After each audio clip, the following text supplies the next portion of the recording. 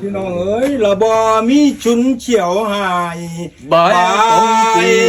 ต้องกุ้งมาตุ้มใครมันสิโศกอยู่ไอ้โศกว่า ส่งหน่อยเดียว โอ้ยโศกผมก็โศกว่าผมก็บ่โศกบ่ กระโศกให้ก่อน มันบ่โศกนี่แหล้วเนาะ กระสุ กัน นสวกอารมณ์กับเขาก็เฮาเนี่ยกันเขาสวก เอาบ่ก็ได้เป่าบ่ก็ได้ อารมณ์มันก็สิเขาก็เฮา ขึ้นน่ะละบ่มีสุนเสียวหายบายต้องกุ้งโอ้ยมาตุ้มโอ้ข้าไป บ่ได้เล่นเสียง บ่ได้เล่นบ่ เด็ดคือเป็น เนี่ยมันก็เป็น ละบ่มีชุนเฉียวหายบายต้องกุ้งมาตุ้ม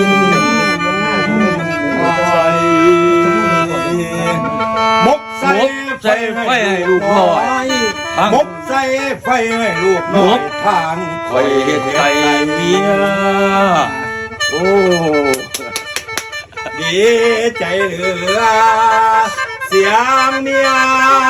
ปอยคอยได้ยินหูสิแตก แบกลูกสายเขาแลนอ้อเอ้ยไปเลยบ่ได้ว่ามันฝืนเด้นี่เนาะเพิ่นฝืนเพิ่นดีใจได้เมียเพิ่นเว้านำเนาะ ลงจังได้ เอ้ยไปเลยนะแบกลูกสายเขาแลนอ้อ